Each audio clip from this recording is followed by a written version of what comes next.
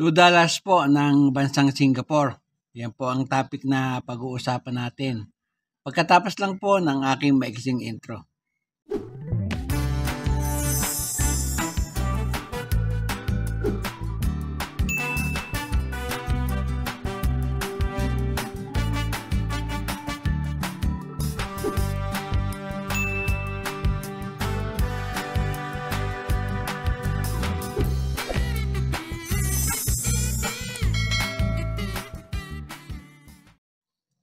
Sana namang magandang araw sa inyong lahat at lahat ng aking kabarya, sa lahat ng aking kapwa-kolektor, sa lahat ng senior citizen at mga silent viewer, maging sa mga kaibigan natin dyan, magandang araw po.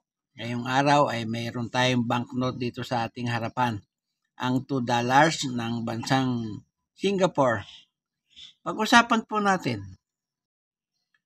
Sa harap na bahagi po ng banknote na ito ay makikita natin sa kanyang bandang kanan ang larawan ni Yusof bin Ishak.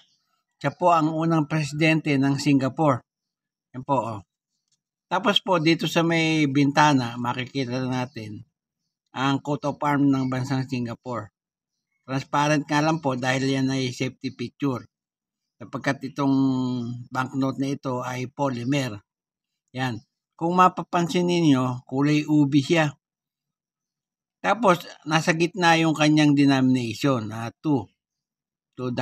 Yan. Ang number po ng banknote natin ay 4DJ955840. Yan. Nakasulat, Singapore. Tsaka po yung sekretary ng bangko nila. Nakapirma po. Kung ating pong susuring maigi, may nakalagay na this note is legal tender. Tapos $2. Yan, maganda ang pagkakagawa ng kanilang polymer na banknote. Yan. Dito naman sa bandang itaas, may nakasulat na Singapura. Tapos sa Chinese lettering, tsaka yung Tamil. Yan. Nakikita po natin na yan. Sa bandang ibaba naman, yan, makikita ninyo yung pangalan ng binabanggit ko kanina na si Yusof bin Ishak. Ayan. Sa likod na bahagi naman, yan, makikita ninyo sa background ang Victoria School, Raffles Institution. Yan po yung College of Medicine na kung saan nag-aaral si Yusof bin Ishak. Yan. Tapos po makikita niyo yung teacher na nagtuturo pa, kumukumpas at mga estudyante. Yan. Ang kanilang motto, education. Ayan po. May dalawang malalaking letra ng number 2 na siyang denomination ng perang ito. At yun nga pong watermark, ayan, makikita natin sa bandang kanan. Tinapat ko po sa kulay berde para kitang-kita. Yan po yung coat of arms ng bansang Singapore. Yan po. At isa po sa safety feature niya, yan po, pag tinapat nyo ang perang ito sa blue light, yung pong bandang gitna, ito, bahagi na ito, ay magkakaroon ng luminous green color. Yan po. May mga safety feature na tinatalaga sila para hindi mapeke yung kanilang pera. Dagdag pa sa safety feature nila, itong kulay itim na ito sa bandang gilid. Ayan po. Nakikita natin yan.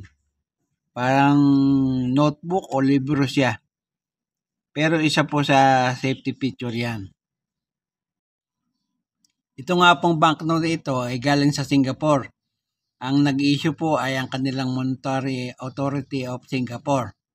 Yan, ang panahon nila, Republic, magbuhat 1965 hanggang sa kasalukuyan. Standard circulation banknote po yan. Nag-umpisa po ang pag-issue ng ganitong polymer banknote noong 2006, tapos po hanggang 2024. Ang value niya, $2. Kung itutumbas naman natin sa Philippine Peso, yan po ay nagkakalaga ng 87 pesos. Ang currency po nila, dollar, simula noong 1967. Ang komposisyon, polymer. Ang sukat po, 126 by 63 mm. Ang hubog, rectangular o parehaba. May number po ito na N number 202244 at reference number na P number 46 KNB MBS number 43.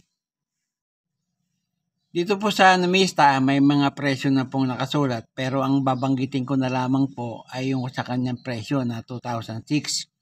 Ang fine po niyan ay 87 pesos. Ang very fine ganun din, 87 pesos. Ang extra fine ay 89 pesos.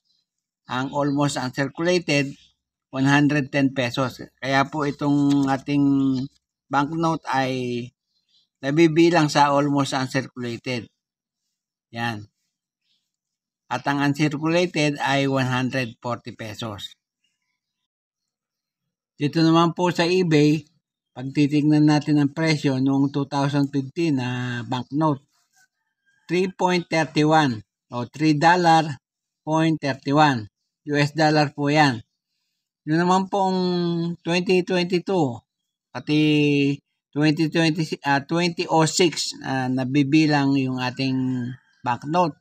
Nagkakahalaga po ng $2.68.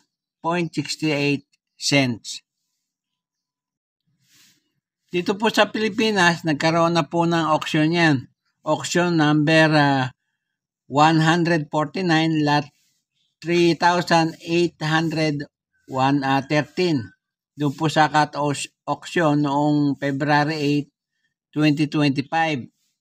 Yan.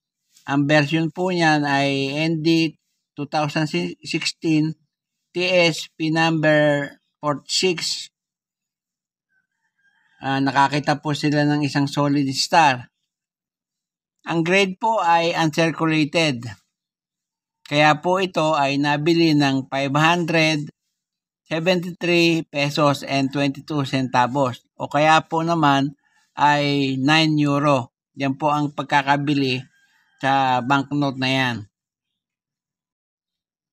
Yan po lamang at wala nang iba. At bago po ako matapos sa aking content ngayong araw, ay nais ko po muli kayong pasalamatan sa inyong walang sawang pagsubaybay sa aking mga content. Muli, nagpapasalamat ako at walang tigil at walang sawa akong nagpapasalamat sa inyong lahat sapagkat nandiyan kayong palagi at nakasubaybay sa aking channel. Salamat po ng marami. At sa huli, ay masabi kong mabuhay tayong lahat.